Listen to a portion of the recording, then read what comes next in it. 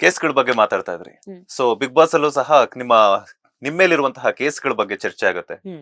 Lawyer Jagadish ಅವರು ಕೂಡ ನಿಮ್ಗೆ ಹೇಳ್ತಾರೆ ಚೈತ್ರಾ ಮೇಲೆ ಇಷ್ಟೊಂದು ಕೇಸ್ಗಳಿದೆ ಅಂತ ಹ್ಮ್. ಹೇಳ್ಬಿಟ್ಟು.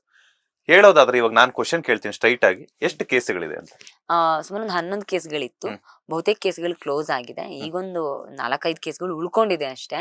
ಸೊ ಅದು ಕೂಡ ಆಲ್ಮೋಸ್ಟ್ ವಿಚಾರಣೆ ಹಂತ ಮುಗಿಯುವ ಇದರಲ್ಲಿದೆ. ಇನ್ನೊಂದು ಸ್ವಲ್ಪ ದಿನದಲ್ಲಿ ಅದು ಮುಗಿದೋಗುತ್ತೆ. ಅಂದ್ರೆ 2018ರಲ್ಲಿ ಗಂಗಾವತಿ ಚುನಾವಣೆ ಸಂದರ್ಭದಲ್ಲಿ ಹ್ಮ್. ಚುನಾವಣಾ ಪ್ರಚಾರ ಮಾಡಿರುವಂತದ್ದು ಒಂದಷ್ಟು ಕೇಸ್ ಇದೆ ಕೊಪ್ಪಳದಲ್ಲಿ. ಹ್ಮ್. ಉಳಿದಿರುವಾಗ ಭಾಷಣ ಮಾಡಿರೋ, ನೀವು ಹೇಳುವಷ್ಟು ಹೇಳಿದೇವೆ ಅಂತ ಹೌದು. ಹೇಳಿದ್ರಲ್ಲ, ಆ ಭಾಷಣಕ್ಕೆ ಸಂಬಂಧಪಟ್ಟಿರೋ ಒಂದಷ್ಟು ಕೇಸ್ಗಳಿದೆ. ಸೊ ಅದೆಲ್ಲ ಆಲ್ಮೋಸ್ಟ್ ಬಹುತೇಕ ಕೇಸ್ಗಳು ವಿಚಾರಣೆ ಹಂತ ಮುಕ್ತಾಯದ ಹಂತದಲ್ಲಿದೆ. ಹ್ಮ್. ಇನ್ನು ಒಂದೋ ಎರಡೋ ಅಷ್ಟೇ ಅದು ವಿಚಾರಣೆಗೆ ಬರ್ಬೇಕಷ್ಟೇ. ಸೊ ಅದಕ್ಕೂ ನಾವು ಬೇರೆ ರೀತಿಯಲ್ಲಿ ಕಾನೂನು ಪ್ರಕ್ರಿಯೆಗಳನ್ನ ಮಾಡುವ ಯೋಚನೆನಲ್ಲಿದ್ದೇವೆ.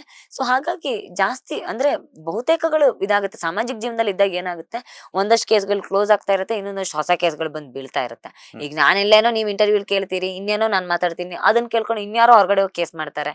ಸೊ ಅದು ಸಹಜ, ಸಾಮಾಜಿಕ ಜೀವನದಲ್ಲಿ ಇದ್ದವ್ರಿಗೆ ಅದು ಸಹಜವಾಗಿ ಬರುವಂತದ್ದು.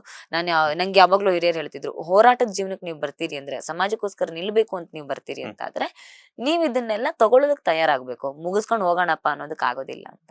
ಸೊ ಹಾಗಿರುವಾಗ ವೀರ ಸಾವರ್ಕರ್ 3 ಸಲ ಕರೆ ನೀರಿನ ಶಿಕ್ಷೆಗೆ ಹೋದವರು. ಸೊ ನಮಗ ಅಂತ ಪ್ರೇರಣೆಗಳನ್ನ ತಗೊಂಡು ಬದುಕ್ತಾ ಇರೋ ನಮ್ಗೆ ಅದನ್ನೇನು ತುಂಬಾ ದೊಡ್ಡ ತಲೆನೋವು ಅಂತ ಪರಿಗಣಿಸ್ಬೇಕಾಗಿಲ್ಲ. ಬಂದಿರೋ ಆರೋಪಗಳನ್ನ ನಿಧಾನಕ್ಕೆ ಕಾನೂನಾತ್ಮಕವಾಗಿ ನಿಭಾಯಿಸ್ಕೊಂಡು ಹೋಗೋದು ಬಹಳ ಮುಖ್ಯ ಅಂತ.